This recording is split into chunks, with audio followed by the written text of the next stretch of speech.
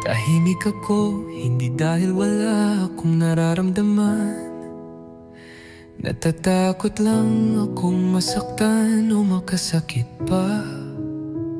Gusto kong mapansin mo kung gaano ako nasaktan.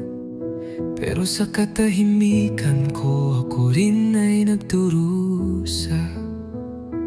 Alam kong may mali at baka ako nga ang dahilan, pero ang di mo pagsalita parang pader sa pagitan. Di ko alam kung lalapit ba o lalayo. Ang puso ko'y nabibingi sa katahimikan mo.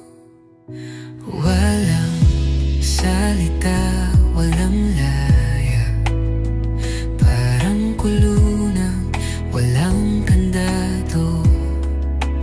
Puso'y nagdurusa sa di pagkibo.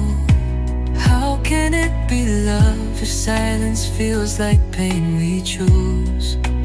Kung totoong mahal, bakit di tayo mag-usap?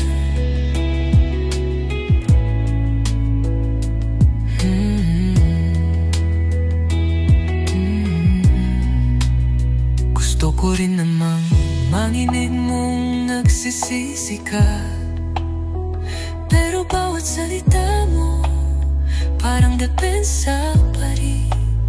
Kaya pinili kong manahimik, di para manakit, kundi para hintayin kang ikaw ang magsimulang umamin. Sa bawat minuto na iyong katahimikan, lalo lang akong nangungulila. Gusto ko sanang yakapin ka, humingi ng tawad, pero takot akong mas tumindi pa ang galit mong pinapalo. Hindi ako kalaban, kailangan ko lang maramdaman. Ako'y nandito, Di ako lalaban, gusto lang kita maramdaman. walang Salita, walang laya, hanggang kailan tayo magpapakawalang bahala? Puso'y nagdurusa sa di pagkibo. How can it be love if silence feels like pain we choose? Kung mahal pa rin kita, magsalita tayo kahit paunti-unti lang. Wala